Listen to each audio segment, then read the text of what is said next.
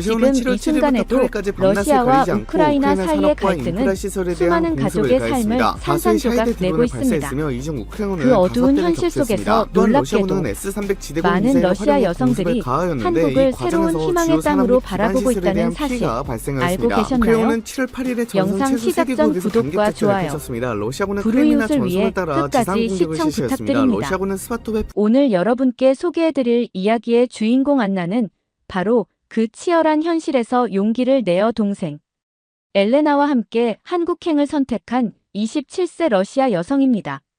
무작정 떠난 낯선 땅에서 언어도 문화도 달랐지만 그녀가 어떻게 두 번째 고향을 찾아갔는지 그 가슴 뭉클한 여정을 함께 따라가 보실까요? 안녕하세요. 저는 안나 미하일로바, 27세 러시아 블라디보스토크 출신입니다. 음악을 사랑하는 19살 여동생 엘레나와 함께 한국에 정착한 이방인이죠. 전쟁의 그림자가 드리워진 조국을 떠나 낯선 땅에서 새 삶을 시작하게 되었어요. 러시아는 전쟁의 그림자가 점점 짙어지면서 더 이상 이곳에 머무를 수 없었어요. 부모님의 손을 꼭 잡으며 마지막 인사를 나눴습니다. 어머니의 눈물 젖은 얼굴이 아직도 선명하게 기억나요. 돌아올 수 있을지, 언제 다시 만날 수 있을지 아무도 확신할 수 없었어요. 여동생 엘레나와 함께 공항으로 향했습니다. 19살인 엘레나는 음악을 전공하며 한국에서 유학할 기회를 얻었어요. 저는 그저 동생을 지키기 위해 따라가기로 결심했죠. 가방 속에는 사진 몇 장과 러시아 전통 인형, 그리고 어머니가 챙겨주신 작은 성화뿐이었습니다. 이것들이 새로운 나라에서 우리의 정체성을 지켜줄 유일한 물건이었어요. 비행기 안에서 창밖을 바라보며 불안함이 밀려왔어요. 한국어를 몇 마디 배웠지만 실제로 대화할 자신은 없었습니다. 옆자리에서 잠든 엘레나의 얼굴을 바라보았죠. 긴 속눈썹 아래로 평화로운 표정이 깃들어 있었어요. 동생을 위해서라도 강해져야 한다는 생각이 들었습니다. 인천공항에 도착했을 때 현실감이 새록새록 들었어요. 밝은 조명과 깨끗한 공간, 낯선 글자들로 가득한 표지판들이 저를 반겼습니다. 엘레나가 제 팔을 꼭 잡았어요. 두 눈에는 불안과 기대가 동시에 담겨 있었죠. 수화물을 찾은 후 출구로 향하는 길은 마치 미로 같았어요. 출국장을 나서자 안나 씨, 엘레나 씨라고 적힌 팻말을 든 젊은 남성이 보였습니다. 김현수라고 자신을 소개한 그는 이민자 지원을 담당하는 지방 공무원이었어요. 예상보다 친절한 미소로 우리를 맞이했고 짧은 러시아어 인사말로 놀라게 했죠. 그 순간 가슴속 긴장이 조금 풀렸어요. 긴 여정 많이 힘드셨죠?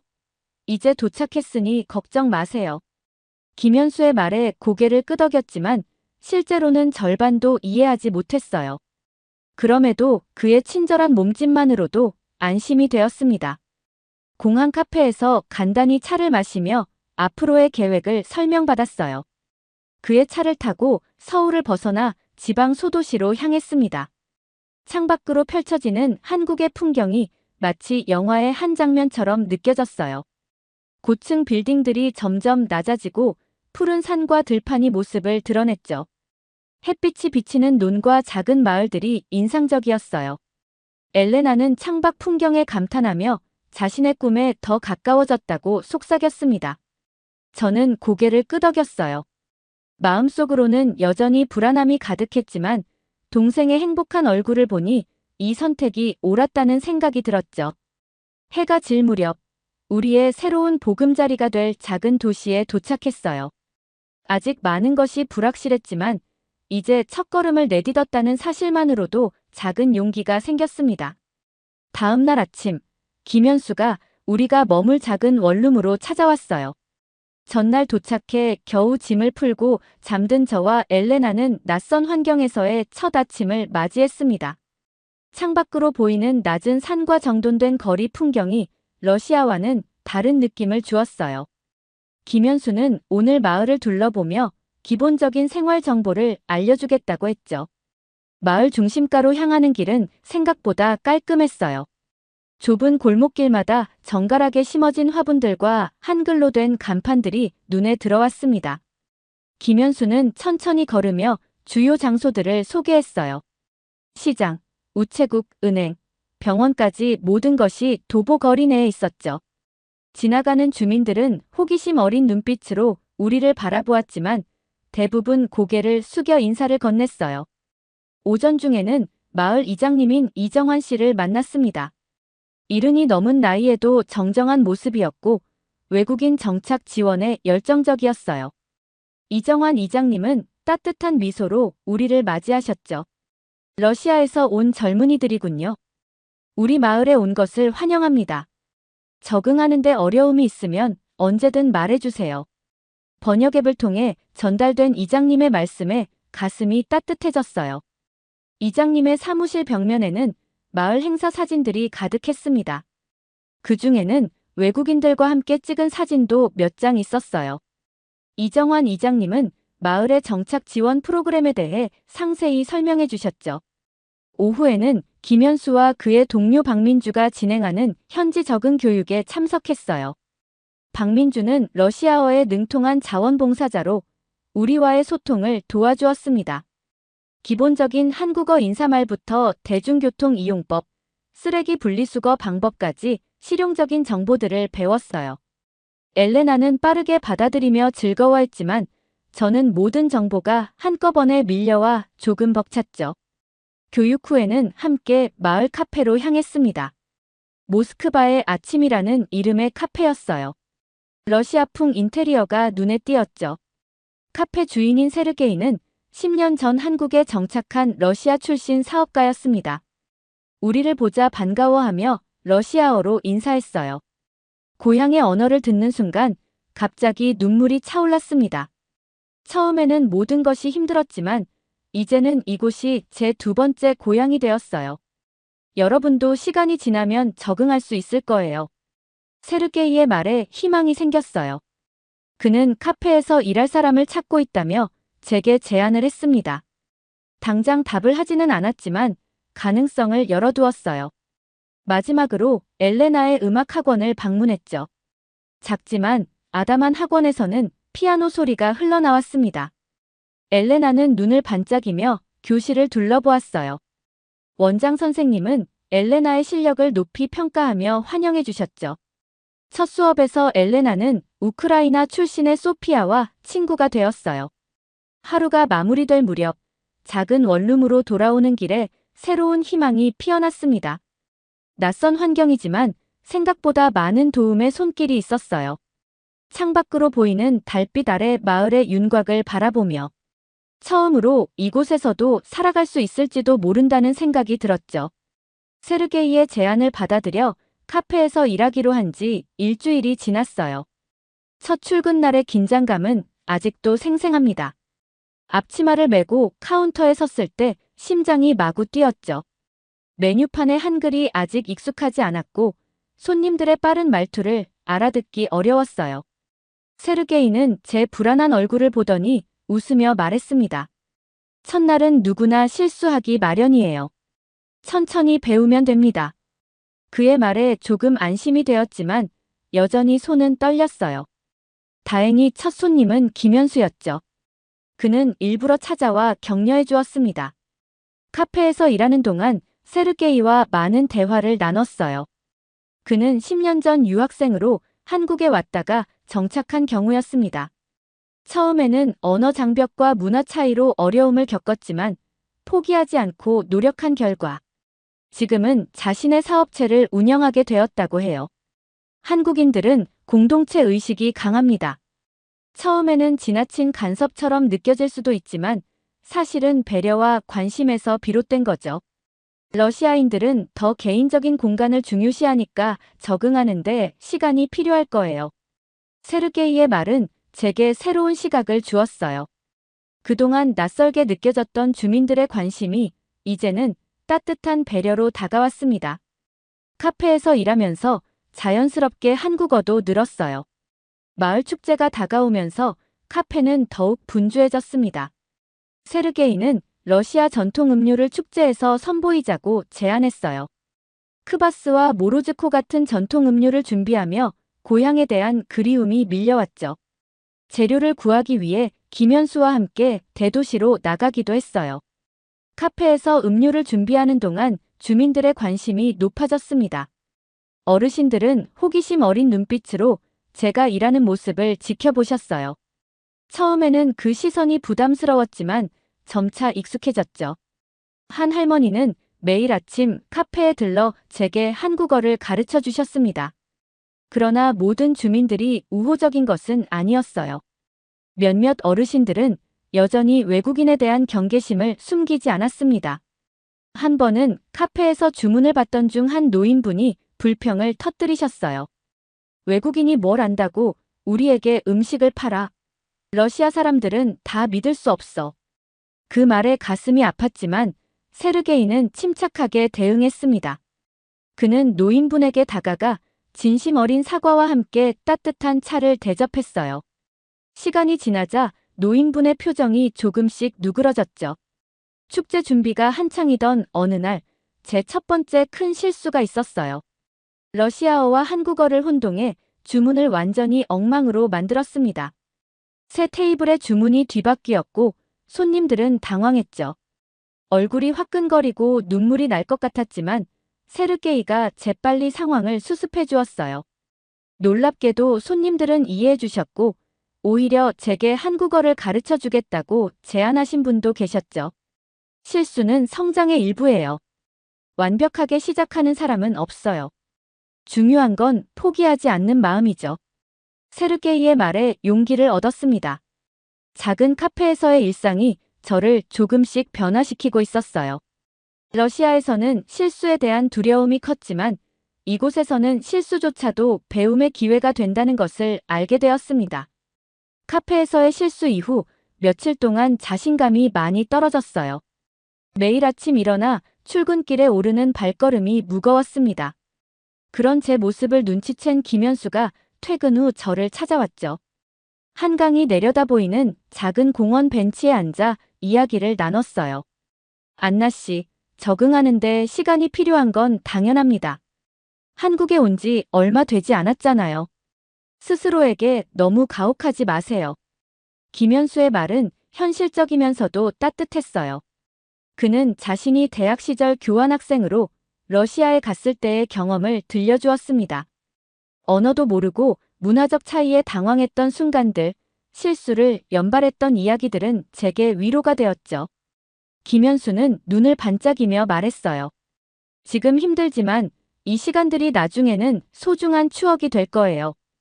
벽을 넘을 때마다 더 강해질 테니까요. 그의 조언에 고개를 끄덕였습니다.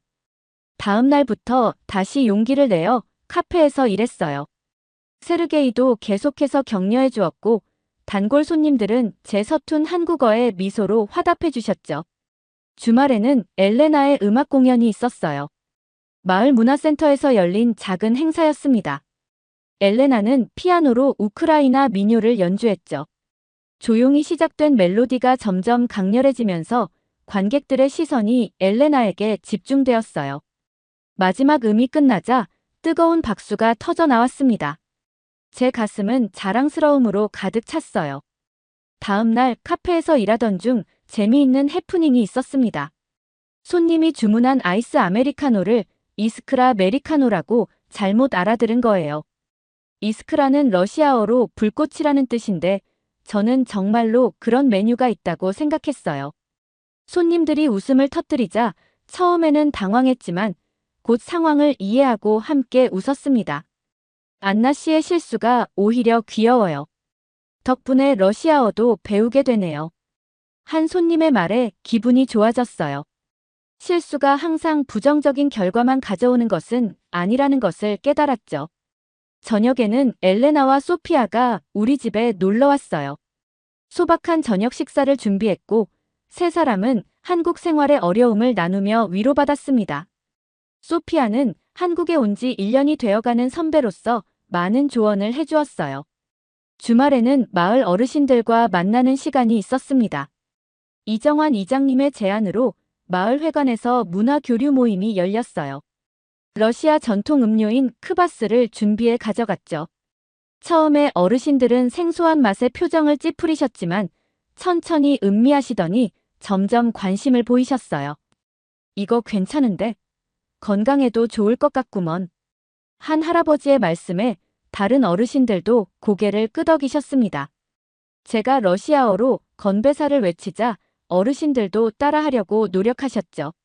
서로의 언어를 배우며 웃음꽃이 피었어요. 언어는 달라도 마음은 통한다는 말이 실감났습니다. 그날 저녁 집으로 돌아오는 길에 엘레나가 말했어요. 언니, 우리가 조금씩 한국에 적응하고 있는 것 같아요. 처음에는 너무 무서웠는데 이제는 기대되는 일들이 생겨나고 있어요. 한국에 온 지 2달이 지나자 계절이 바뀌기 시작했어요. 선선한 바람이 불어오고 나무들은 서서히 색을 입었습니다. 마을에서는 추석을 앞두고 분주한 움직임이 느껴졌죠. 이정환 이장님의 초대로 전통문화 체험에 참여하게 되었어요. 한복을 처음 입어봤을 때 느낌이 특별했습니다. 화려한 색상의 저고리와 치마가 제 몸에 감겨지자 마치 다른 사람이 된 것 같았어요. 거울 속 제 모습이 낯설었지만 아름다웠죠. 주변에서는 감탄사가 터져나왔고 민주가 한복의 의미와 입는 방법을 설명해 주었어요.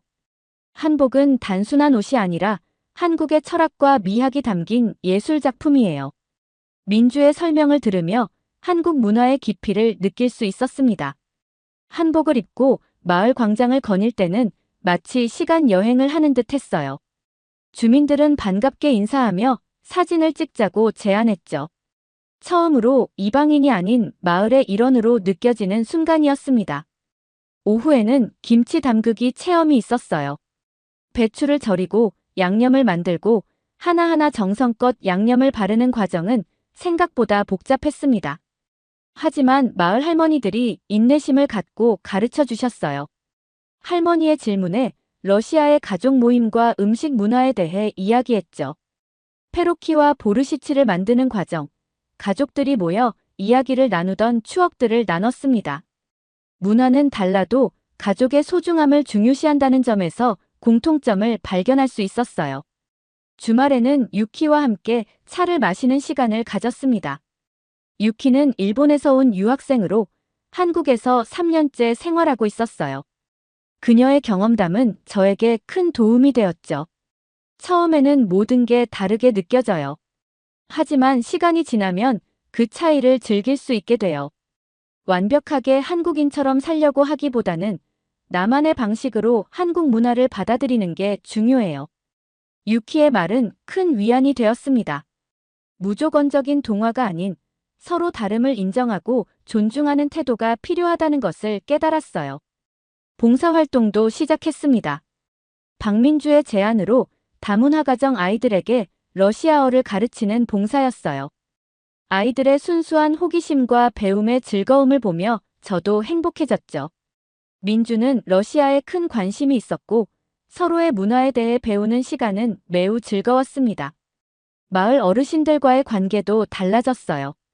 처음에는 경계의 대상이었지만 이제는 저를 반갑게 맞아주셨습니다.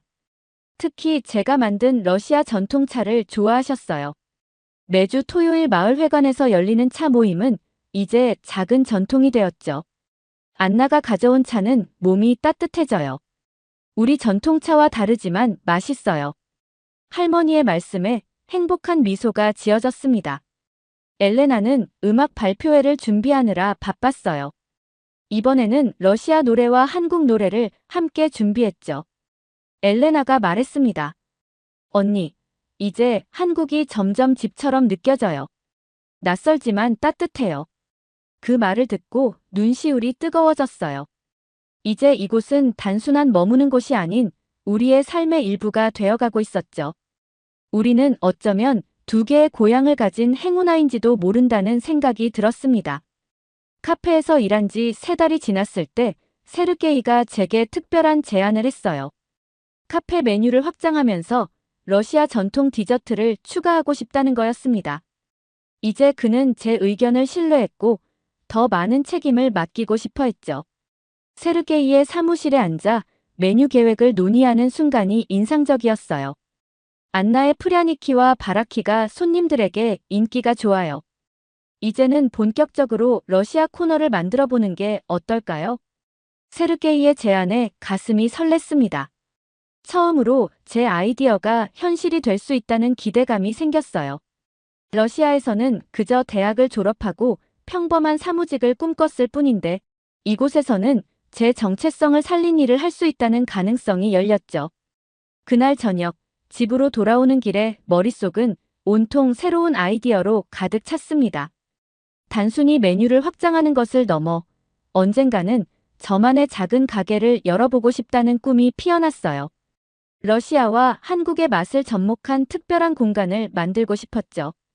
이런 생각을 김현수에게 조심스럽게 털어놓았습니다. 그는 진지하게 들어준 후 현실적인 조언을 해주었어요. 꿈을 꾸는 건 좋습니다.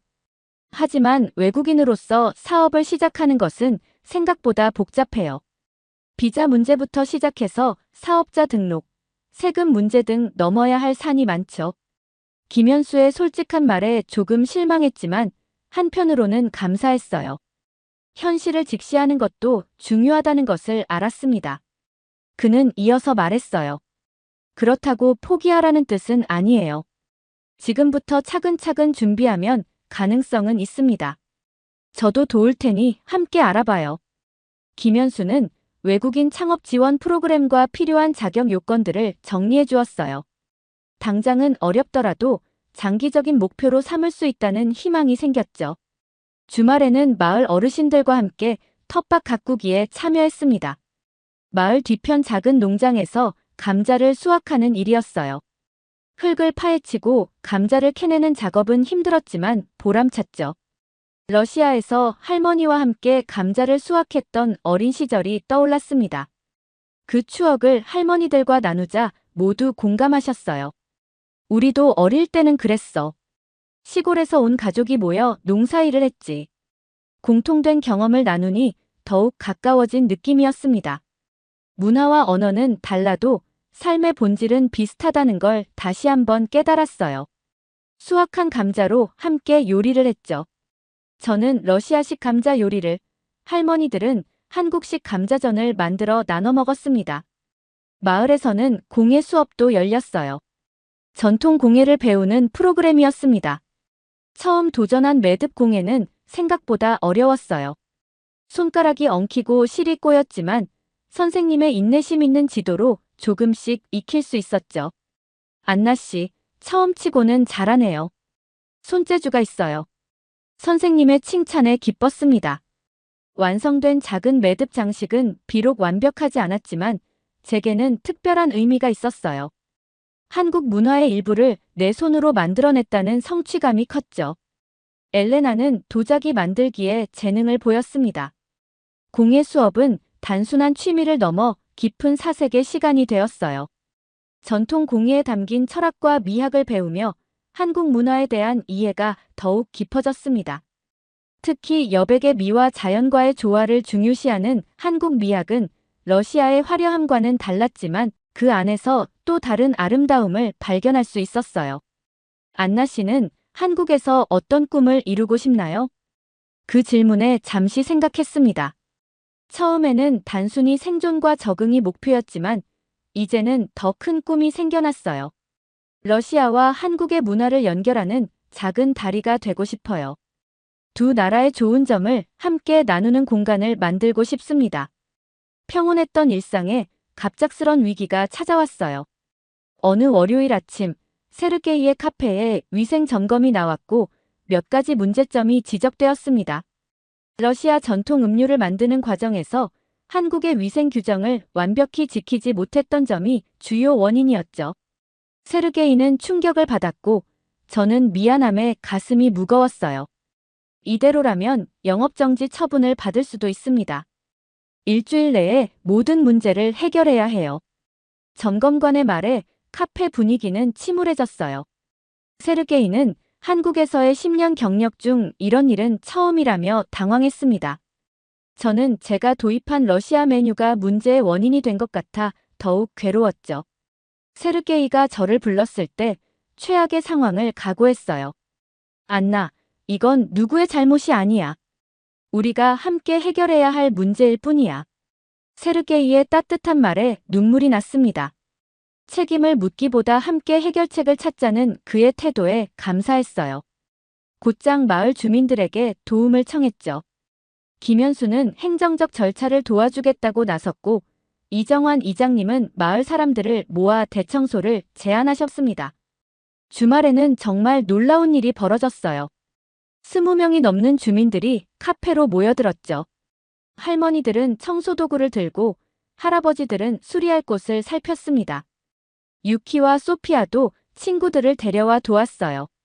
세르게이의 카페는 우리 마을의 자랑이에요. 함께 지켜야죠. 이장님의 말씀에 깊은 감동을 받았습니다.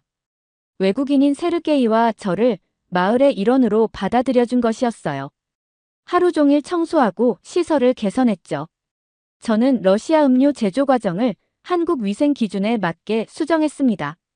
레시피를 바꾸거나 준비 과정을 달리하는 것이 쉽지는 않았지만 포기하지 않고 노력했어요. 민주는 위생 교육 자료를 러시아어로 번역해 주었고 김현수는 행정 절차를 도왔습니다. 마을 주민 중 요식업에 종사하시는 분들은 노하우를 아낌없이 전수해 주셨어요. 서로 다른 배경을 가진 사람들이 하나의 목표를 위해 협력하는 모습이 아름다웠죠. 카페를 정비하는 동안 엘레나에게도 기쁜 소식이 있었습니다. 그녀가 음악 장학금을 받게 된 것이었어요. 열심히 연습한 결과가 인정받은 순간이었죠. 장학금 수여식에 참석했을 때 엘레나의 눈에서 자부심이 빛나는 것을 보았습니다. 일주일 후 재점검이 있었어요. 긴장된 마음으로 점검관을 맞이했죠. 꼼꼼히 살펴본 후 점검관은 만족스러운 표정을 지었습니다. 놀랍게 개선되었네요.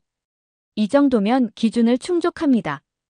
안도의 한숨이 나왔어요. 세르게이는 기쁨의 눈물을 감추지 못했죠. 카페는 무사히 위기를 넘기고 다시 문을 열 수 있게 되었습니다. 이 모든 과정에서 김현수의 도움이 컸어요. 마을 축제가 다가오면서 카페는 다시 활기를 찾았습니다. 저는 축제에서 러시아 전통 음료를 소개하기로 했어요. 이번에는 더욱 철저하게 준비했죠. 위생 기준을 완벽히 지키면서도 본연의 맛을 살릴 수 있는 방법을 연구했습니다. 축제 당일, 저는 한복을 입고 러시아 전통 음료를 소개했어요. 처음에는 목소리가 떨렸지만 관객들의 따뜻한 반응에 자신감이 생겼죠. 러시아의 크바스는 빵을 발효시켜 만든 음료로 1000년 이상의 역사를 가지고 있습니다. 한국의 식혜처럼 가족의 사랑과 정성이 담긴 음료예요. 축제가 끝나갈 무렵 이정환 이장님이 다가와 말씀하셨어요. 안나 덕분에 우리 마을이 더 풍요로워졌어요. 어려움도 있었지만 그것을 함께 극복한 것이 더 값진 경험이었죠. 마을 축제의 마지막 날은 화창한 가을 하늘로 시작되었어요. 밤새 비가 내렸지만 아침이 되자 구름 한 점 없는 푸른 하늘이 펼쳐졌습니다. 마치 새로운 시작을 알리는 듯했죠. 광장에는 다양한 문화의 부스가 즐비했고 저와 세르게이의 러시아 음료 코너에도 사람들이 줄을 서 있었어요. 축제에는 예상보다 많은 인파가 몰렸습니다. 인근 도시에서도 소문을 듣고 찾아온 사람들이 있었죠. 세르게이가 말했어요. 우리 카페가 위기에서 회복되어 더 많은 사람들에게 알려지다니 정말 기적 같아요. 그의 말에 고개를 끄덕였습니다. 위기는 오히려 우리를 더 단단하게 만들어 주었어요.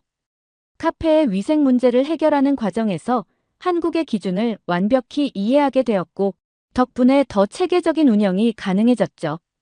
오후에는 지역 방송국에서 취재팀이 왔습니다. 다문화 마을의 성공 사례로 우리 마을을 소개하고 싶다고 했어요. 인터뷰 요청을 받았을 때 처음에는 당황스러웠지만 이정환 이장님과 김현수의 격려로 용기를 냈죠. 안나 씨가 한국에 정착하는 과정에서 어떤 어려움이 있었나요? 그리고 어떻게 극복하셨나요? 리포터의 질문에 잠시 생각했습니다. 그동안의 여정이 주마등처럼 스쳐 지나갔어요. 공항에 도착했을 때의 불안감, 언어 장벽의 어려움, 문화적 차이로 인한 당혹감, 그리고 카페의 위기까지. 하지만 그 속에서 만난 따뜻한 사람들과 함께 극복한 과정이 더 선명하게 기억났죠. 물론 어려움이 많았습니다. 하지만 그보다 더 큰 것은 이곳에서 만난 사람들의 따뜻함이었어요. 함께 어려움을 극복하면서 저는 이곳이 제 두 번째 고향이라고 느끼게 되었죠. 진심을 담아 대답했습니다. 인터뷰 내내 저는 한국 생활의 긍정적인 면을 나누려고 노력했어요. 단순히 성공 사례로 포장하기보다는 서로 다른 문화가 만나 함께 성장해가는 과정의 아름다움을 전하고 싶었죠. 저녁에는 축제의 하이라이트인 음악 발표회가 열렸습니다. 엘레나와 소피아가 준비한 합동 공연이 있었어요. 엘레나는 피아노로, 소피아는 바이올린으로 러시아 민요와 한국 민요를 융합한 특별한 곡을 연주했죠. 두 소녀의 연주가 시작되자 관객들은 숨을 죽였습니다.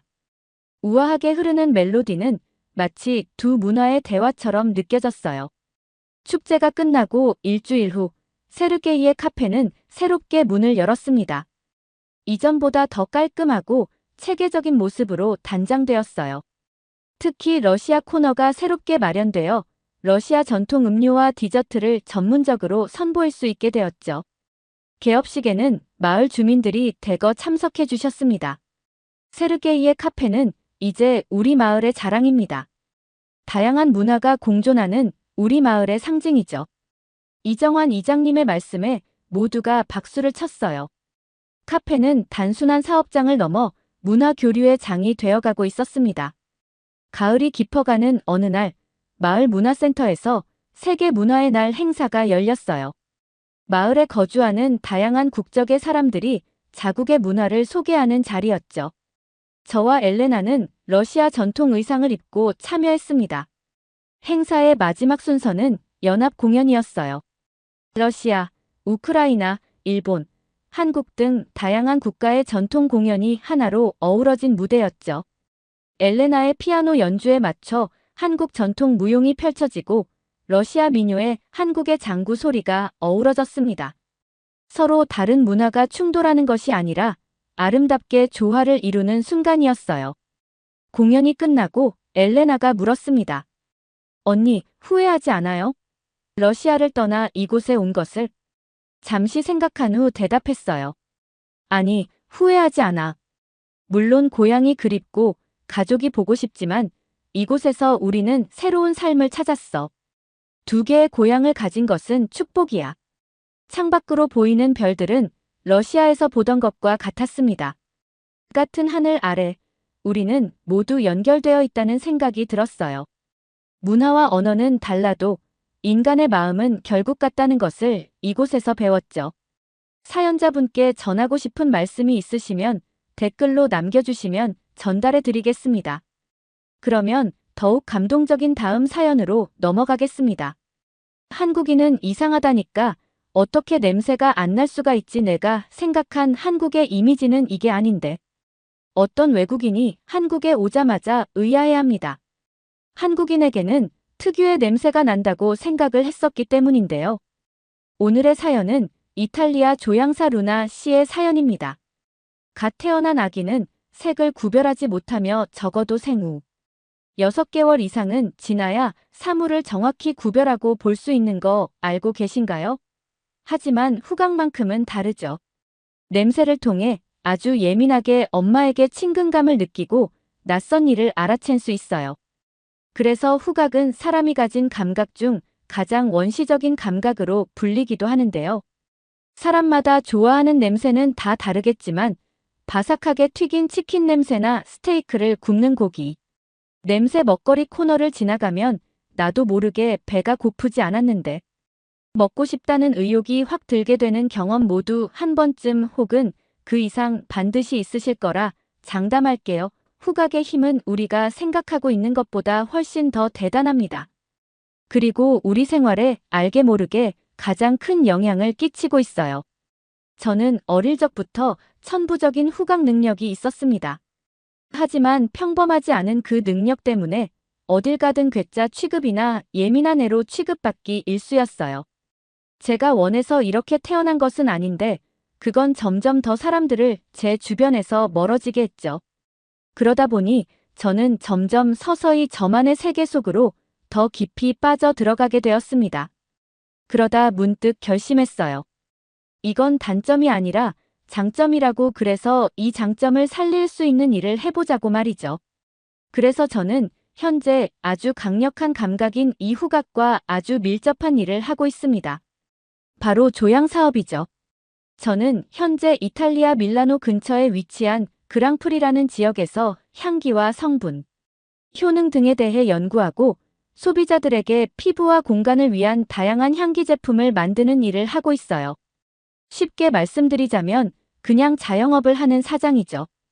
아직까지 제 이름도 소개 안 했네요. 저는 루나라고 해요. 이탈리아 태생이고 한 번도 이탈리아를 벗어난 적 없는 토박이라 할 수 있어요. 벗어날 일도 없었지만요. 게다가 어린 나이에 사업에 뛰어들어 정신없이 사느라 다른 걸 경험할 시간도 없었죠. 그래도 그 덕에 20대 후반이라는 비교적 이른 나이에 지점 3개를 내게 된 게 아닐까 싶어요. 사업을 시작하고 처음에 꽤 반응이 좋았기 때문에 가능성이 있다며 성급하게 굴기도 했어요. 더 잘 되려면 잘 될 때 얼른 더 확장하며 지점 개수를 늘려야 한다고 생각했고, 투자라는 생각으로 무리하며 지점을 늘리면서 그 결과 총 3개가 된 건데요. 사람들은 이런 저를 보며 이렇게 평가하더라고요. 사업 수완이 엄청나게 좋든지 혹은 금수저든지 둘 중 하나일 거라 예상하지만 사실 그 2개 다 오답이에요. 이것들은 말하자면 전부 다 빚이죠. 저지른 일이니 그냥 하루하루 충실하면서 숲에 나가는 과정 중 하나죠. 사업을 해본 분이나 하시고 있는 사장님들은 아시겠지만 고정 비용이랑 인건비를 지출하고 나면 저에게 돌아오는 금액은 거의 없는 수준이라 그래도 적자가 나지 않는 것으로 위안을 삼고 있어요. 하지만 매출이나 수익을 위해서 이제는 특별한 무언가의 돌출구가 필요하다고 생각하고 있긴 했었어요. 샤넬, 디올, 에르메스, 랑콤이라는 브랜드 중에 여러분께서도 이 중에 한 개쯤 흔들어 보신 적 있으시죠? 대부분의 전 세계 사람들이 알 정도의 인지도를 가진 이 브랜드들의 가치는 어마어마할 겁니다. 제가 이야기했던 브랜드들의 공통점이 있는데요. 그게 무엇인지 눈치채셨나요? 그건 바로 이 명품 브랜드들이 바로 이탈리아에 뿌리를 두고 있다는 거예요. 그리고 이어서 2번째로는 고급스럽고 품질이 뛰어난 향수를 만들기로 유명한 곳들이죠. 이탈리아를 대표적으로 설명할 수 있는 향수는 아마 샤넬의 넘버 5라 불리는 제품일 거예요. 향수는 이탈리아를 대표하는 하나의 아이콘의 일부입니다. 이탈리아 하면 다양한 것들이 유명하지만 특히 대표적인 향수의 나라라고 할 수 있어요. 이탈리아가 향수의 나라로 불리는 이유는 여러 가지가 있는데요. 이탈리아가 역사적으로 17세 기경부터 귀족들 사이에서 유행하게 되면서 향수 제작이 활발해지고 전 세계에서 향수 산업의 중심지가 되었기 때문이기도 하고, 또 지리적으로도 향수 제조에 필요한 원료들을 풍부하게 확보할 수 있는 조건을 갖춰서이기도 해요. 예를 들어 지중해 연안에만 자라는 다양한 식물들이나 꽃 같은 것들이죠. 모 향수가 발달하게 된 일화에 대해서는 예전 악취가 그 원인이었다는 건 많은 분들이 아실 거라 생각해서 그 설명은 생략하도록 할게요. 이처럼 향수의 나라라.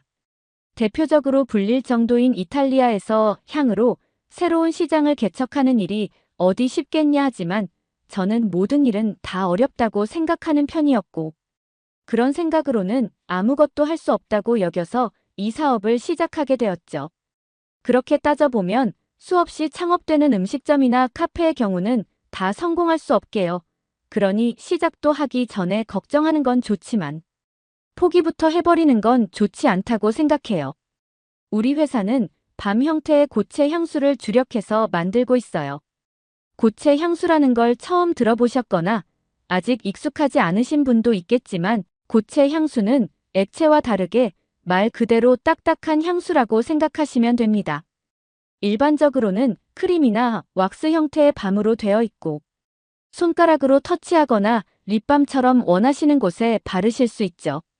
이런 형태의 향수는 휴대하기 편한 캐리어블 하다는 장점이 있을 뿐만 아니라 액체 향수처럼 증발되거나 가지고 다닐 때 셀 걱정에서 자유로울 수 있어요. 이거 한번 당해보면 진짜 짜증나거든요. 향수가 결코 싼 금액은 아니니까요. 고체 향수는 그래도 액체 향수보다 향기가 오래 유지되는 편이라 최근에는 점점 인기가 날로 높아지고 있는데요.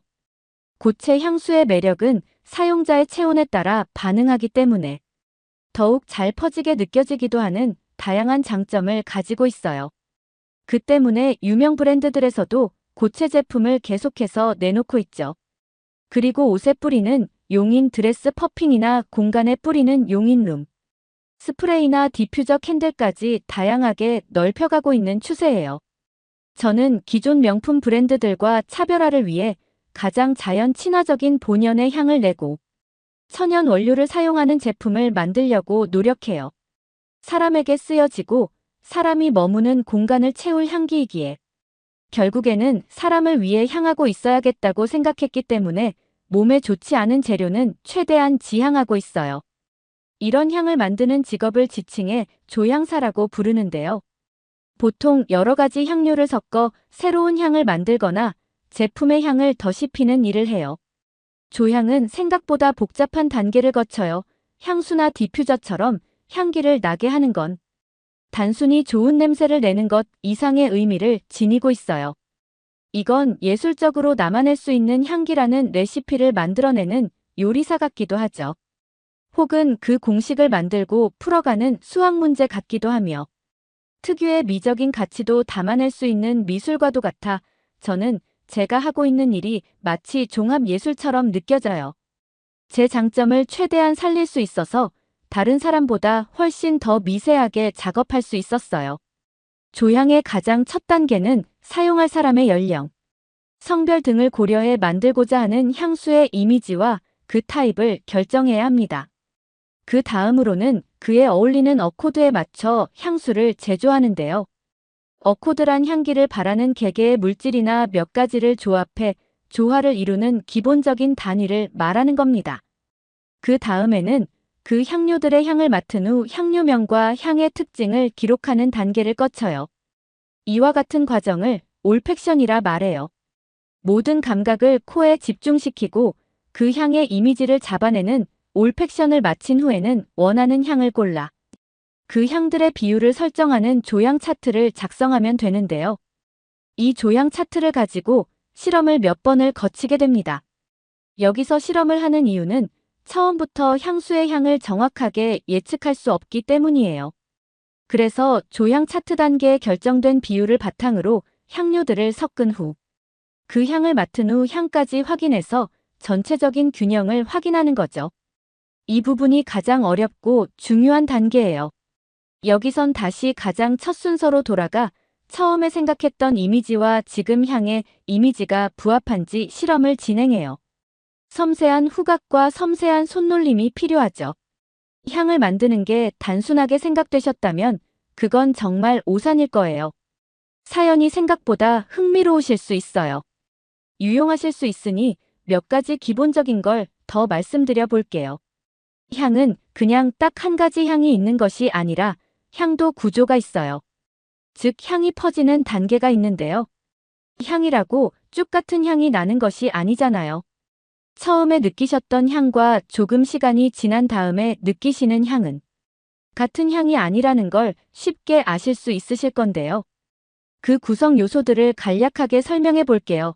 아마 알고 계시면 꽤나 도움되실 거예요. 우린 이 구조를 노트 1단계로 나눠 표현합니다. 영화에서 노트란 글씨를 메모하는 노트가 아니에요. 뭐 스펠링은 똑같지만 전혀 다른 뜻을 가졌죠. 노트라는 영단어는 음표라는 뜻도 가지고 있는데요.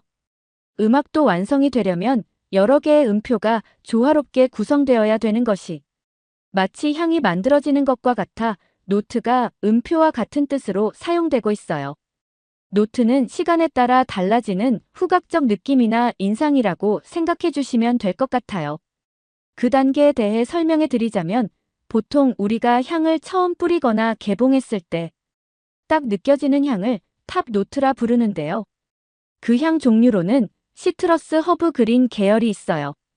여기서 시트러스는 귤 같은 과일류를 의미하는데 그 뜻처럼 풋풋하고 싱싱하고 청량감 있는 자몽, 오렌지, 레몬 유자 같은 산뜻한 향이라 생각하시면 될 것 같아요.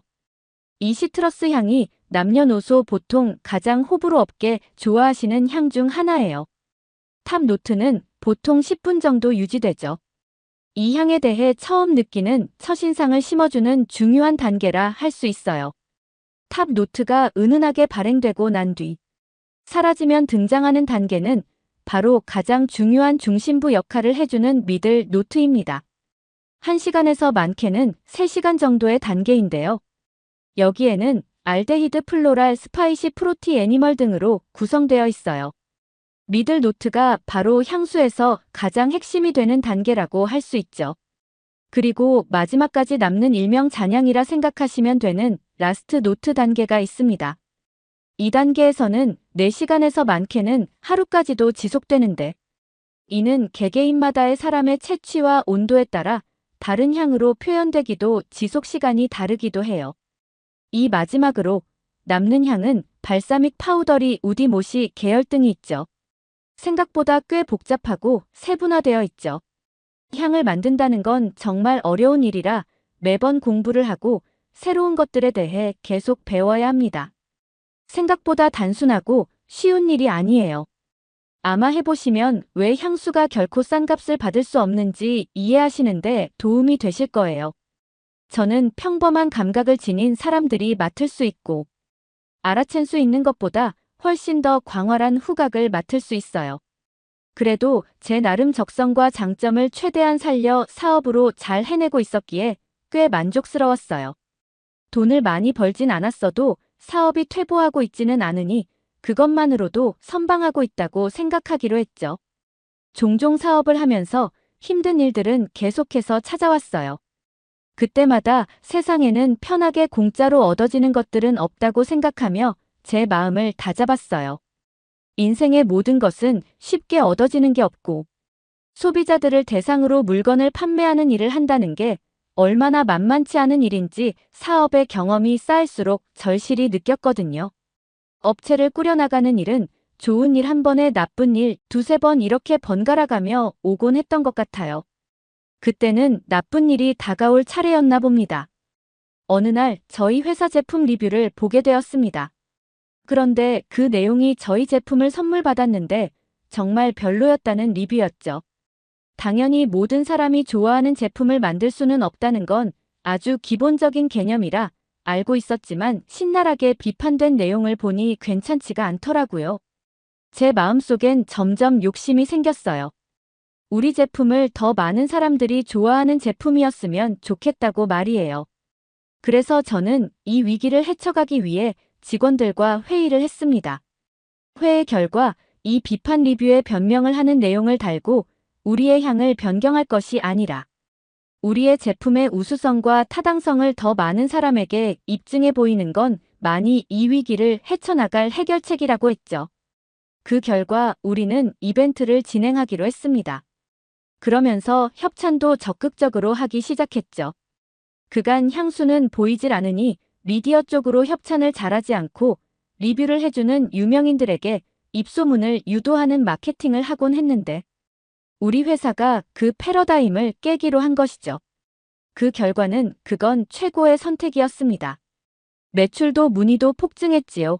그리고 한국의 유명 쇼핑 플랫폼에서 우리 회사 제품의 첫 한국 런칭에 대한 제안을 받게 되었습니다.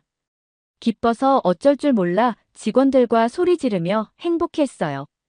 한국이 뷰티 분야에서 전 세계 중 얼마나 강력한 우위를 점하고 있는지 알고 있었기 때문이었어요.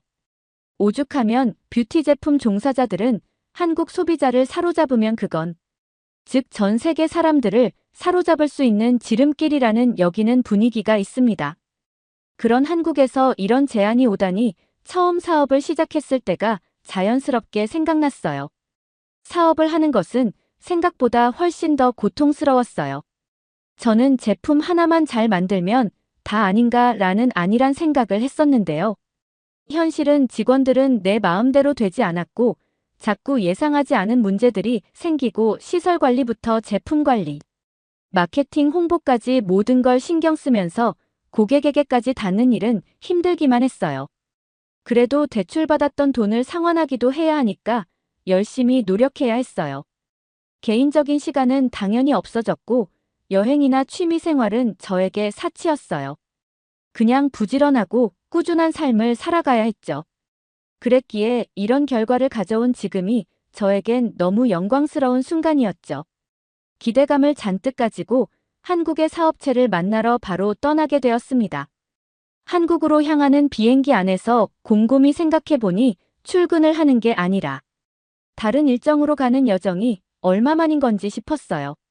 물론 이것도 일 때문에 가긴 하는 거지만 매일 같은 일을 하는 것과는 차원이 다른 설레임이었어요.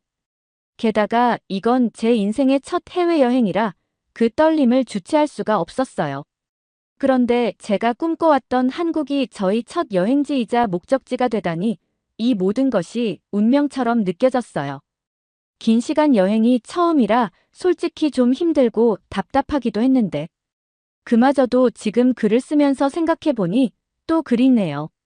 결국에 도착한 대한민국 내려서 인증샷부터 찍었어요.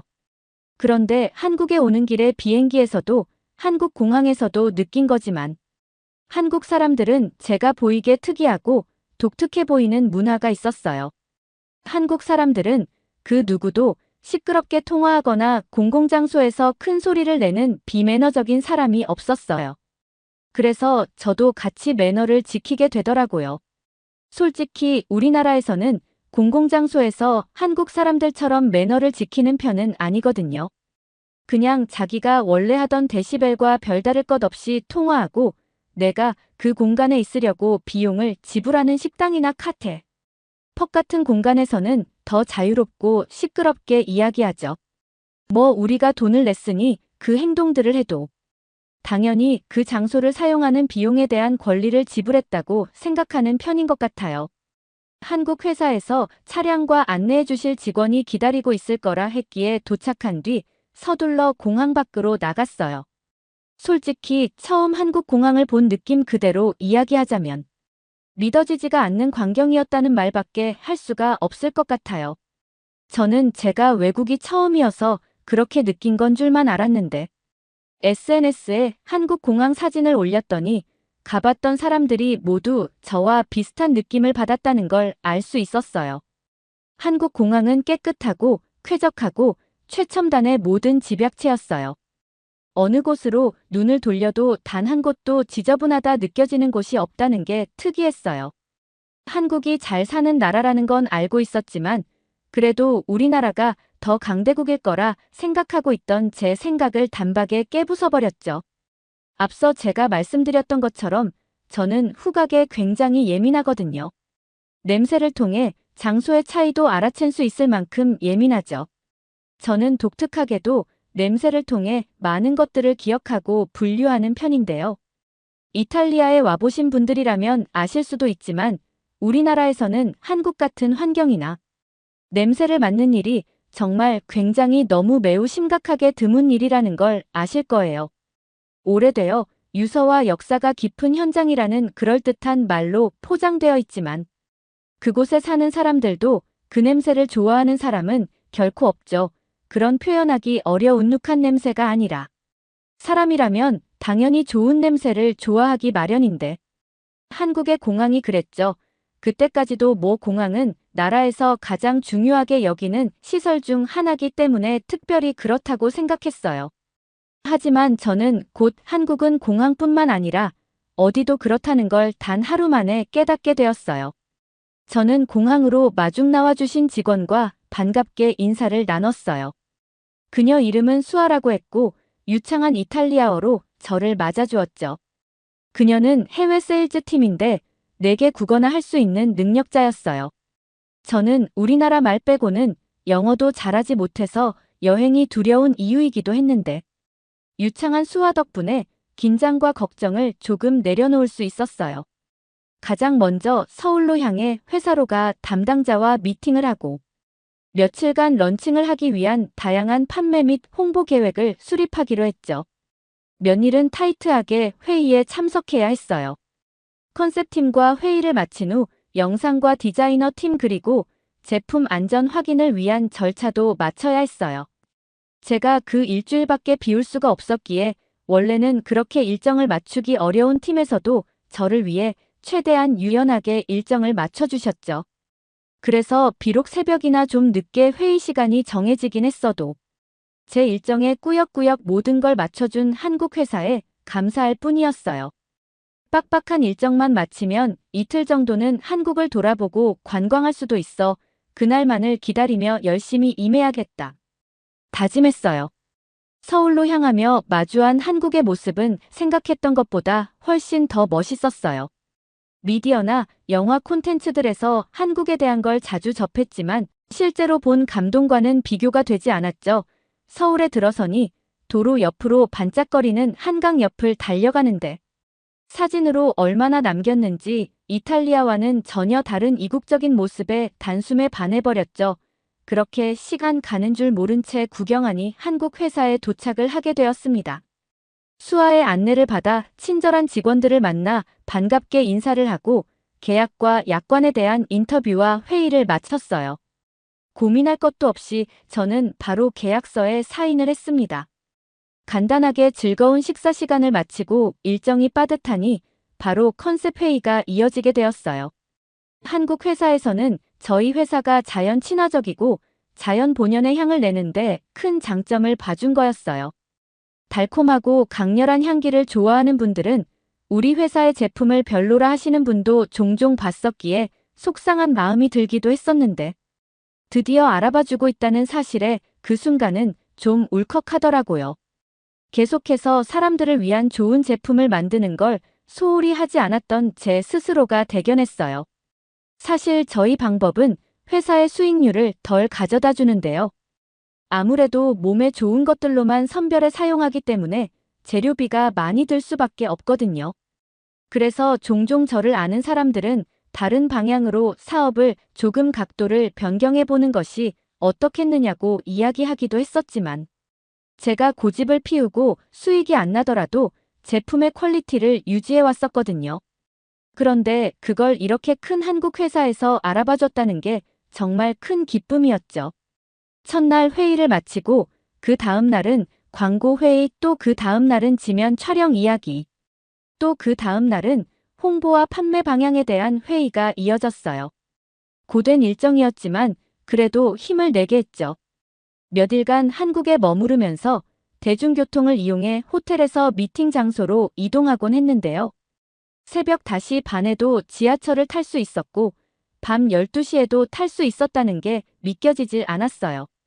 그래서 저는 셋째 날에 수아에게 이상해서 한국은 지하철이 24시로 운행하는지 물었죠. 그러자 수아는 웃으며 그런 질문을 처음 받아보다가 아니라고 하더군요. 게다가 한국 사람들은 어떤 시간에도 이용하는 이용객이 꽤 많았어요. 아침에는 모두 말끔한 차림으로 부지런하게 출근했고 밤 늦었을 때는 술이 취해 보이는 여성들도 지하철을 이용하는 걸 목격했죠. 이건 이탈리아 사람들에게 충격적인 광경일 수밖에 없어요. 원래도 소매치기가 많이 발생하는데 이렇게 늦은 시간에 게다가 술을 먹은 승객이라면 무조건 200% 타깃이 되거든요. 하지만 한국은 오히려 졸던 승객에 떨어진 물건을 주워주고 주머니에서 심지어 떨어질 것 같은 지갑이나 휴대폰을 툭툭 쳐서 알려주는 모습도 봤어요. 한국 사람들은 과다하게 친절해서 부담스럽게 하는 것도 아니라 담백하고 무심한 듯 하면서 또 섬세하게 타인을 위하는 특이한 문화를 가지고 있더군요. 그리고 역시나 대중교통에서는 조용했고 그 누구도 남에게 민폐를 끼치지 않았죠. 한국을 돌아다니는 동안 느낀 건 저처럼 예민한 사람이 돌아다니면서도 단 한 번도 그 장소에서 나는 특유의 악취 때문에 인상을 쓸 일이 발생하지 않았다는 거예요. 이건 저에게 정말 신기하고 생소한 경험이었어요. 한국은 어딜 가나 쾌적하고 악취는커녕 특유의 즐거운 냄새들을 맡는 재미가 있었어요. 실제로 이탈리아를 돌아다녀 보면 악취가 나지 않는 평범한 곳을 찾기가 어려울 정도입니다. 아마 특급 호텔 정도 빼고는 거의 못 맡아본 것 같아요. 오래된 것들에서 나는 그 특유의 냄새를 참아내야 해요. 하지만 한국은 전혀 달라져요. 지나가는 사람들에게 저마다 나는 향기도 얼마나 개개인을 잘 관리하고 있는지 느껴지는 향이 많았죠. 한국 음식에서 나는 냄새는 단연 독보적이었어요. 원래도 한식이 대단히 맛있다는 점과 미적으로도 뛰어나다는 걸 잡지에서 읽은 적이 있었어요. 그런데 향은 맡아보질 못했으니 한국에 와서야 비로소가 탄 한국만의 쌀밥 향을 맡아보게 된 거죠. 사람을 기분 좋게 포근하고 몽실하게 만드는 그런 냄새였어요. 우리는 주식이 빵이기 때문에 그런 냄새를 맡아볼 수 있는 경험이 없었거든요. 게다가 한정식집에서 맡은 다양한 반찬들의 냄새는 더 기가 막혔어요. 보통 서양의 음식에서는 기름 버터 향이 베이스가 되곤 하는데요. 한국에서는 그런 리치한 느낌과는 전혀 다른 싱그럽고 신선한 향이 났어요. 특히 나물이라 부르는 그 음식은 잊지 못할 것 같아요. 마치 꽃이나 허브를 입안에 가득 무는 체험 같았거든요. 게다가 한국의 전통 소스라 부르는 참기름과 들기름의 향은 잊을 수가 없이 강렬해서 5개씩 구입하고 말았죠. 소중한 사람들에게도 선물하고 집에서 아주 아껴 먹으려고요. 저는 한국에서 지내면서 한국이라는 곳이 저에게 어떤 냄새의 기억으로 남게 될지 알아챈 수 있었어요. 여러분께서는 사람이 특별한 순간을 기억하게 할 때 감정을 자극하는 역할을 하는 게 향기로 가장 빠르게 전달된다는 거 알고 계신가요? 문득 어떤 냄새를 맡았을 때 그 순간이 동시에 떠오르거나 누군가의 얼굴이 놀라운 반응 속도로 생각나는 것처럼요. 냄새 채취 향기라는 건 아주 놀라운 힘을 가지고 있어요. 사람과 뗄래야 뗄 수 없는 거라고 생각해요. 예전에 미국의 한 광고 회사에서 진행했던 흥미로운 조사 결과를 본 적이 있었어요. 컴퓨터나 스마트폰 같은 디지털 휴대장치 사용과 후각들 중에서 딱 한 가지만 할 수 있고 다른 한 가지는 무조건 평생 못한다고 포기해야 한다면 이라는 설문조사를 진행했는데요. 20대 초반 응답자 3명 이상은 후각을 포기한다고 했더군요. 사람들에게 후각은 스마트폰보다 불필요한 존재로 인식하는 사람이 꽤 많다는 반증이라 굉장히 놀랐던 기억이 있는데요. 후각은 굉장히 중요한 감각기관이지만 사람들은 미처 후각이 얼마나 중요한지는 망각한 채 살고 있어요. 예전에 고대 로마의 철학자이자 시인인 루크레티우스가 후각의 원리에 대해서 생각했대요. 음식에서 빠져나온 냄새 원자들이 각기 다른 냄새와 모양새를 가졌는데 코 속에 딱 맞는 모양이 들어가면서 냄새로 인지된다고 말했다고 말이에요. 조금 귀여운 생각처럼 들리시나요? 지금 들으면 웃긴 상상처럼 들릴 수도 있겠지만 실제로 우리가 후각을 맡는 원리와 꽤 유사해요. 냄새를 맡을 수 있는 것은 냄새에서 제공하는 휘발성. 밀입자가 공기 중에 섞여 코 속으로 들어가면 후각의 상피세포를 자극하게 됩니다. 후각 상피세포는 코 안에 점막에 있는 일종의 센서라고 보시면 되는데요. 후각 상피세포에는 후각 수용체가 있는데 인간은 1000여 개나 가지고 있거든요. 이 후각 수용체는 대뇌 안쪽에 있는 변연계라는 곳까지 영향을 줍니다. 변연계라는 것은 인간의 뇌에서 기억과 감정을 관장하는 부위거든요. 그래서 우리가 어떤 향을 맡으면 단순히 향만 맡고 느끼는 것과 특정한 향이라면 그 냄새에 얽힌 감정이나 기분, 그리고 기억도까지 연상되어 떠오르게 되는 거예요. 인간의 몸에서 각각의 수용체들이 경험 때문에 반응하는 냄새 입자를 기억하는 건데요. 즉 냄새에는 기억이 함께 동반된다고 생각하시면 쉽죠. 그래서 저는 아마 한국을 기억할 때 이 냄새도 함께 동반될 거예요. 당연히 좋은 기억으로 남을 수밖에 없겠죠. 냄새가 가진 기억의 힘은 생각보다도 정말 강해요. 그래서 익숙한 냄새를 기억하기 때문에 김치 냄새를 외국인이 맡기 어려워하고 한국 사람들은 괜찮은 것도 그 원리라고 보시면 됩니다. 후각은 인간의 그 어떤 감각보다 문화사회 기억 추억과 밀접하게 연관된 감각이라 생각해요. 그런 후각적으로 느꼈을 때 한국은 정말 좋은 기억을 줄 도시였어요. 커뮤니티에서 한국 사람들에게 마늘 냄새가 난다고 들었었는데 저는 전혀 그런 걸 느끼지 못했어요. 오히려 그런 느낌은 이탈리아에서 다른 인종에게 더 느꼈었죠. 어떤 인종이라 밝히긴 그렇지만요. 후각이 매우 예민한 외국인이 한국에 처음 와서 맡아본 결과 단호하게 말씀드릴 수 있는 건 한국 사람들에게서 마늘 냄새가 난다는 건 거짓말이라고 이야기하고 싶어요. 전혀 단 한 번도 느껴보질 못했거든요. 특히 한국의 교보문고라 불리는 대형 서점에 들어갔을 때 서점에서 향기가 나는 걸 보고 굉장히 강렬히 기억에 박혔던 게 생각나네요. 서점에 들어갔을 때 우리는 흔히 무슨 냄새가 날 것이라 생각을 하진 않는데요. 한국의 서점은 향기뿐만 아니라 가습기에 청정기까지 수시로 곳곳에 두어서 향기가 그 공간을 가득 채워주었었죠. 책을 찾고 읽고 고르는 일은 다른 쇼핑에 비해 더 시간이 걸리는 상품인데 그 시간들을 기분 좋은 기억으로 채워준다는 점에서 많은 걸 깨닫게 되었어요. 한국은 단순히 상품을 파는 것이 아니라 그 공간에 머무는 사람들을 위해 향기로까지 채워 공간에 대한 체험형 장소를 활발하게 적용하고 있다는 걸 알았어요. 머물고 싶은 공간을 만드는 게 물건을 파는 사람의 입장에 가장 큰 첫 번째라는 걸 한국 사람들은 간파한 거죠. 사업을 하는 입장으로 정말 큰 깨달음을 얻게 되었던 점이었습니다.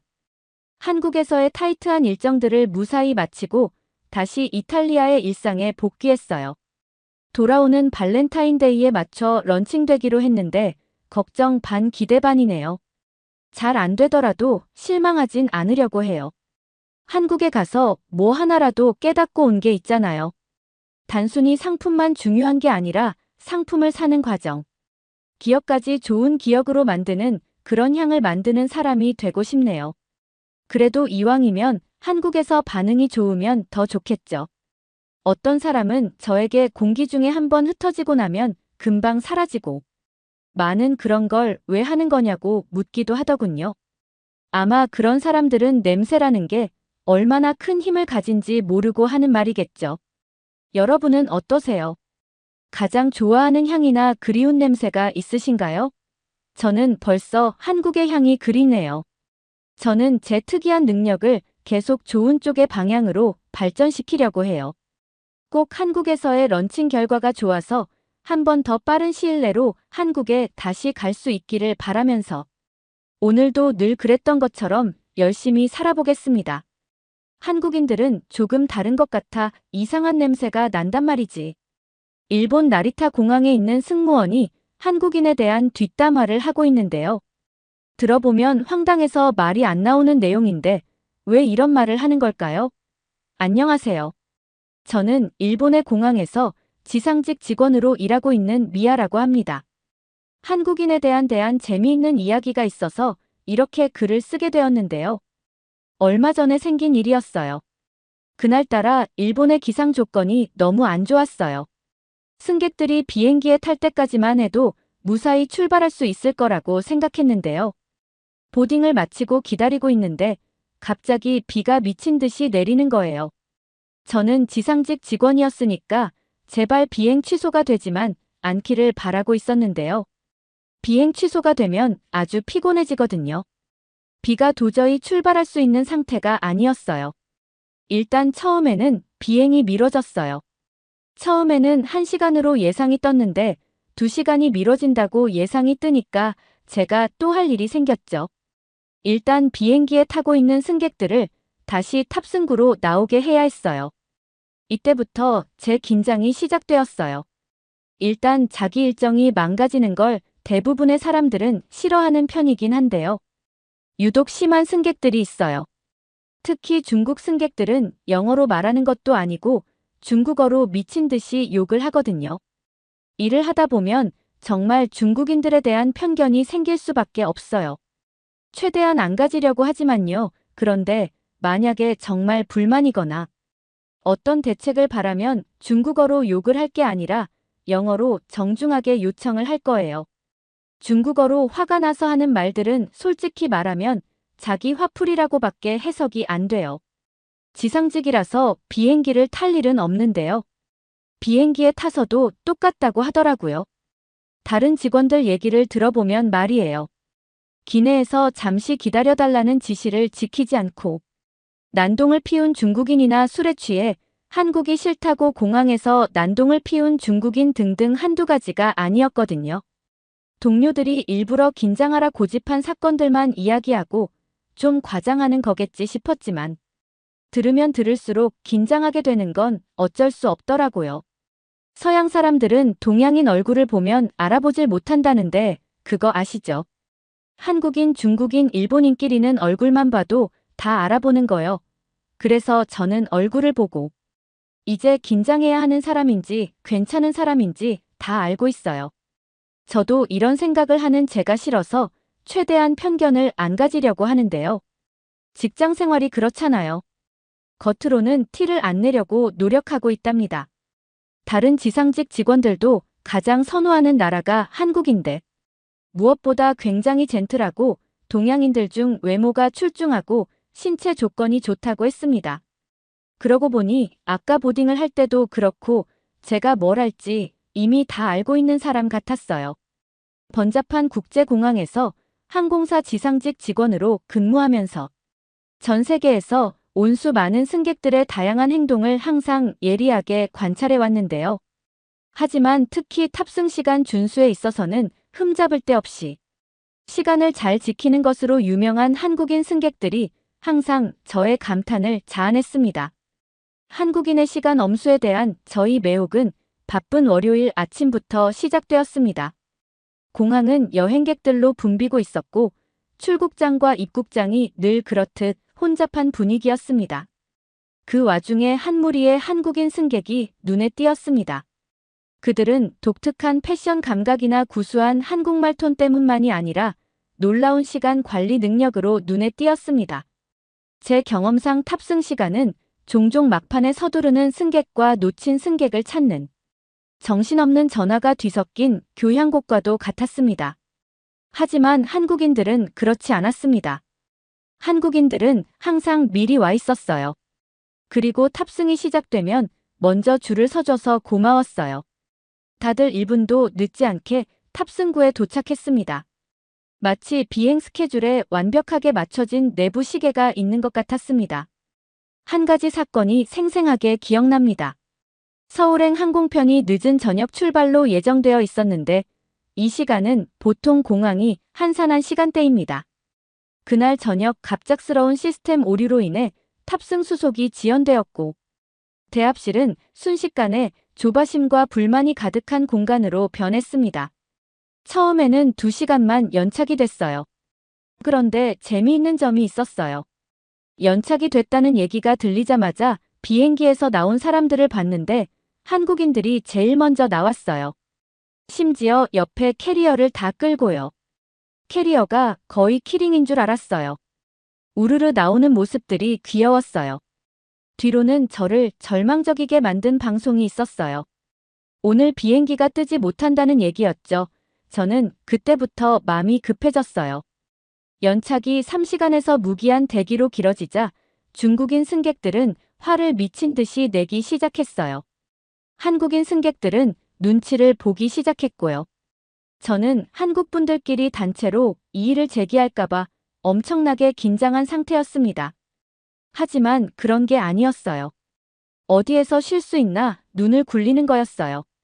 저는 그때부터는 급해서 미안한 한국인들이 조용히 대화를 나누며 가끔씩 웃고 고국에서 가져온 간식을 나눠 먹는 모습을 발견했습니다. 한국 문화에 깊이 뿌리내린 이러한 음식 나눔 관행은 낯선 환경에서도 서로를 위로하고 공동체를 형성하는 방식입니다.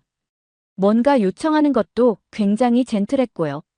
어쨌든 저는 일을 하러 가야 해서 빠르게 결항된 비행기 표 대신 빠르게 대체 항공편을 마련하러 가야 했어요. 빠르게 대체 항공편을 마련해 온 뒤에 승객별로 비행기 표를 배부해야 했는데요. 문제가 생겼어요. 너무 다양한 나라의 언어로 되어 있어서 제가 영어를 읽는 게 좀 늦었나 봐요. 한국인 어른 남자분이 다가오시더니 한국 여권을 다 수거해 갔어요. 그리고 본인이 나눠주겠다고 했죠. 다양한 국적의 승객들에게 새 항공권을 신속하게 발권해야 했는데 여러 언어가 사용되기 때문에 이 작업은 더욱 복잡해졌습니다. 영어 독해에 다소 어려움을 겪고 있는 저로서는 벅찬 도전이었습니다. 이 혼란 속에서 저는 점점 더 좌절감과 무력감을 느꼈습니다. 승객들의 줄은 끝이 없어 보였고 승객들의 조바심은 점점 커져만 갔습니다. 모든 승객이 올바르게 탑승할 수 있도록 티켓 하나하나를 신중하게 처리해야 했고 언어 장벽은 복잡성을 더했습니다. 막막함을 느낄 때쯤 예상치 못한 일이 벌어졌습니다. 키가 크고 침착한 한국인 남성이 제 책상 앞으로 다가왔습니다. 그는 긴장된 주변 분위기와는 대조적으로 차분한 분위기를 풍겼습니다. 그는 정중하게 인사를 건네며 분명하지만 악센트가 있는 영어로 자신을 소개했고 자신이 돕고 싶다고 설명했습니다. 그는 유창한 한국어로 줄을 선 승객들의 한국 여권을 모두 수거했습니다. 저는 그가 여권을 효율적으로 정리하고 제가 제공한 승객 명단과 상호 참조하는 모습을 놀랍게 지켜보았습니다. 그의 행동은 체계적이고 정확했으며 여권 하나하나를 존중하고 조심스럽게 다루었습니다. 제가 직원이 아니라 그분이 직원인 것 같았어요.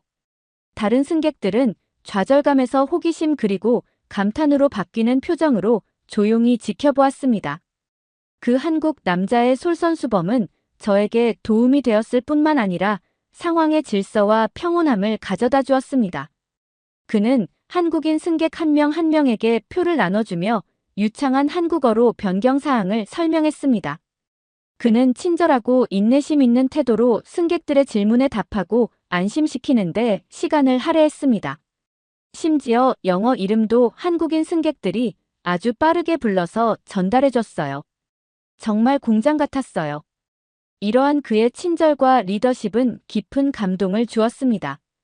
특히 스트레스와 불확실성에 시대의 공동체와 협업의 중요성을 생생하게 일깨워 주었습니다. 언어와 문화의 장벽을 뛰어넘어 기꺼이 나서서 도움을 준 한국인 남성의 행동은 공감과 연대의 교훈을 보여주었습니다. 마지막 한국인 승객이 그 남성에게 감사의 인사를 전하고 탑승구로 향하는 순간 저는 깊은 감사를 느꼈습니다. 낯선 사람들이 함께 모여 서로를 돕는 이런 순간이 저와 같은 고된 일을 가치 있게 만들어준다는 것을 깨달았습니다. 저는 감사 인사를 전했더니 딸 같아서 그랬다고 하면서 수고하라고 정중하게 웃어주셨어요. 항공사에 불평불만을 표시할 줄 알았는데 저희 사정을 이해해 주셔서 너무 감동스러운 순간이었습니다. 그 비행기의 대체 항공편은 다음 날 아침이었는데요. 아침에 출근을 하다가 저는 깜짝 놀랐어요. 한국인 승객들이 누구보다 편한 자리에서 다 같이 쉬고 있었거든요. 결항된 항공편의 여파는 밤새도록 이어졌고 대체 항공편의 물류에 대한 걱정으로 머릿속은 계속 복잡했습니다. 예상보다 빨리 찾아온 아침은 안도감과 긴장감이 뒤섞인 채로 찾아왔습니다. 터미널을 통과하며 그날의 과제를 준비하면서 전날의 혼란으로 인해 피해를 입은 승객들이 걱정되지 않을 수 없었습니다. 탑승구에 도착한 저는 놀라움과 호기심을 동시에 불러일으키는 장면을 목격했습니다. 불과 몇 시간 전까지만 해도 소란스러웠던 한국인 승객들은 이제 차분하게 좌석에 앉아 휴식을 취하고 있었는데 일반적으로 공항에 퍼져 있는 불안한 분위기와는 극명한 대조를 이뤘습니다. 이들의 침착한 태도는 일반적으로 열광적인 공항 환경과는 거의 어울리지 않는 것처럼 보였습니다. 좀 더 자세히 관찰하면서 저는 그들의 행동에서 미묘한 문화적 뉘앙스를 발견했습니다. 많은 사람들이 서로를 존중하고 배려하는 어조로 조용히 대화를 나누고 있었습니다. 다른 사람들은 책에 몰두하거나 이어폰으로 음악을 들으며 자신만의 세계에 빠져 있으면서도 주변 공간을 의식하고 있었습니다. 심지어 어떤 사람들은 앞으로의 과정과 일정을 믿으며 졸고 있었습니다. 한국인 승객들의 이러한 침착함과 조직성은 공공장소에 대한 존중과 타인에 대한 배려가 뿌리 깊게 자리 잡은 문화적 배경에서 비롯된 것이 아닙니다. 또한 자신이 통제할 수 없는 상황에 적응하고 받아들이는 능력, 즉 제가 깊이 존경하는 자질을 반영하는 것이기도 했습니다. 그들의 존재는 주변 승객들에게도 파급 효과가 있었습니다. 대합실의 전반적인 분위기는 제가 예상했던 것보다 훨씬 가볍고 긴장감이 덜해 보였습니다. 마치 한국인 승객들의 차분한 대처가 다른 승객들에게도 미묘한 영향을 미쳐 혼란스러운 상황 속에서 평온한 오아시스를 만들어낸 것 같았습니다. 탑승 시간이 다가오자 저는 한국인 승객들이 여행을 떠날 준비를 하는 모습을 지켜보았습니다. 한국인들의 움직임은 효율적이었고 행동 하나하나가 신중하고 배려심이 넘쳤습니다. 한국인들은 질서정연하게 줄을 섰고 조금 전에 여유로움이 곧바로 준비 태세로 전환되었습니다. 이상적이지 않은 상황에서도 평화와 질서를 유지하는 한국인의 능력은 문화적 회복, 탄력성과 집단 정신의 증거였습니다. 특히 여행의 예측 불가능성 속에서도 평정심을 유지하고 적응하는 능력은 단순한 편의가 아니라 강점이라는 것을 강력하게 상기시켜 주었습니다. 마지막 승객이 비행기에 탑승할 때 저는 성취감과 감사함을 느꼈습니다. 한국인 승객들과 함께한 경험을 통해 주변 사람들의 태도와 환경이 얼마나 중요한지를 저에게 일깨워 주었어요. 공항의 제자리에 서 있을 때 지나가는 여행객들의 북적거림은 제 일상에 익숙한 배경이 되었습니다. 공항은 다양한 문화와 행동 양식의 용광로와도 같아서 항상 매혹적인 곳입니다. 하지만 오늘 제 시선을 사로잡은 것은 제게 상당한 불편함을 주는 무언가였습니다. 다른 승객들과는 다른 모습이었어요. 수많은 승객들 사이에서 눈에 띄는 한 사람이 있었는데 바로 계속 기침을 하는 중국인 남성이었습니다. 계속되는 기침에도 불구하고 마스크를 착용하지 않았다는 사실이 저를 불안하게 만들었습니다. 최근 들어 공공장소에서의 건강과 안전에 대한 경각심이 높아진 상황에서 특히 우려스러운 일이었습니다. 심지어 그때는 코로나 때문에 난리도 아닌 시기였어요. 저는 제 위치에서 그가 군중 사이로 이동하는 모습을 관찰했습니다. 그의 기침은 무시하기 어려웠고 다른 승객들의 시선을 사로잡는 것 같았습니다. 어떤 승객은 그를 경계하는 눈빛을 보냈고 어떤 승객은 의식적으로 그의 옆을 지나갈 때 길을 넓히며 비켜서기도 했습니다. 저는 제 역할을 수행하면서 항상 문화적 차이를 이해하고 존중하기 위해 노력해왔습니다. 공중보건과 개인 공간에 대한 태도가 문화마다 크게 다를 수 있다는 것을 잘 알고 있습니다. 하지만 이 상황에서는 공항에 있는 많은 사람들의 안녕에 대한 저희 우려와 이러한 차이를 조화시키는 것이 점점 더 어려워졌습니다. 저는 공항 직원으로서 질서를 유지할 책임이 있었어요. 그 남성에게 다가가 자신과 다른 사람들의 안전을 위해 마스크 착용을 정중하게 제안하고 싶었습니다. 다른 한편으로는 선을 넘거나 당혹감을 줄까봐 망설여졌습니다. 이 상황은 다양하고 공공적인 환경에서 일하는 데 따르는 어려움을 극명하게 상기시켜 주었습니다. 문화적 차이를 존중하는 것과 공공의 안전을 보장하는 것 사이의 미세한 경계를 강조했습니다. 고민 끝에 저는 신중하고 존중하는 태도로 상황에 접근하기로 결정했습니다. 저는 그 남성에게 다가가 미소를 지으며 제가 가지고 있던 마스크를 건넸습니다. 말 없이도 제 메시지를 전달하고자 제스처를 통해 소통을 시도했지만 통역이 되지 않아 전달이 잘 안 될 수도 있었습니다. 그러자 그는 소리를 지르기 시작했어요. 자기를 병자 취급한다는 내용이 주된 내용인 것 같았어요. 저는 너무 위협을 느꼈습니다. 그 전까지 저에게 민원을 제기하던 공항 이용자들은 답을 모른 척을 했어요. 이해는 하면서도 서러웠던 것 같아요. 그런데 그때 한국인 승객들이 수군수군대기 시작했어요. 군중의 힘이란 게 그런데요. 그리고 한국인 아저씨가 오더니 한국어로 마스크를 쓰라고 소리 질렀어요.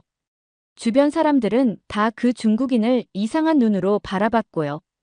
저는 정말 너무 감사했습니다. 제가 해야 할 일인데 한국인 분들이 해결을 해준 거잖아요. 그러자 그 중국인 남성은 기가 죽은 태도로 마스크를 썼어요. 저는 한국인 아저씨에게 감사하다고 인사를 드렸는데요. 아저씨는 대가도 바라지 않고 그냥 자기 자리에 앉아서 다시 핸드폰을 하기 시작했어요. 저는 정말로 감사했습니다. 공항 환경을 깨끗하고 쾌적하게 유지하는데 큰 자부심을 가지고 있는 사람으로서 한국인 여행객들을 관찰하는 것은 언제나 즐거운 일입니다. 공공장소에 대한 한국인의 존중은 공항에 머무는 동안 작지만 의미 있는 행동을 통해 분명하게 드러납니다. 한 가지 사례가 생생하게 기억에 남습니다. 한 무리의 한국인 승객이 장시간의 비행으로 지친 채 막 도착했습니다. 그들은 급하고 부주의한 식습관을 가진 사람들이 자주 찾는 푸드코트로 향했습니다. 하지만 이 그룹은 달랐습니다. 그들은 제공된 쓰레기통에 재활용품을 분리하여 조심스럽게 쓰레기를 버렸습니다. 그들이 앉은 테이블에는 포장지나 쓰레기 조각 하나도 남기지 않았습니다. 보통의 번잡함과는 확연히 대비되는 양심적인 모습이었습니다. 에티켓을 지키지 않는 경우가 많은 화장실에서도 한국인 승객들의 책임감은 칭찬할 만했습니다. 다음 사람을 위해 모든 것을 깨끗하고 정돈된 상태로 남겨두는 등 세심하게 시설을 이용했습니다. 이 정도의 배려심은 매일 볼 수 있는 것이 아닙니다. 생각해보니까 공항에서의 즐거운 추억이나 보람은 다 한국인들이 만들어주는 것이었어요. 중국인 승객들도 그렇지만 미국인 승객들도 자기 자리를 안 치우는 등의 태도가 당연했거든요. 한국인들을 보면서 공공장소를 관리하는 데 있어 공동의 노력이 얼마나 중요한지 새삼 깨닫게 됩니다. 그들의 행동은 저에게 영감을 주고 더 많은 여행객들이 비슷한 접근 방식을 채택할 것이라는 희망을 갖게 합니다. 이는 청결과 존중이라는 단순한 행동이 전체 환경에 큰 영향을 미칠 수 있다는 사실을 증명하는 것이죠. 저는 정말 편견을 가지지 않으려고 노력하는데요. 각종 공항에서 사람들이 움직이는 태도를 보면 저도 모르게 자꾸 한국인들에 대한 긍정적인 생각이 들어요. 다른 나라 사람들이랑은 도통 맞는다는 생각이 안 드네요. 나름대로 국제공항 직원이라서 이러면 안 되는데 말이에요.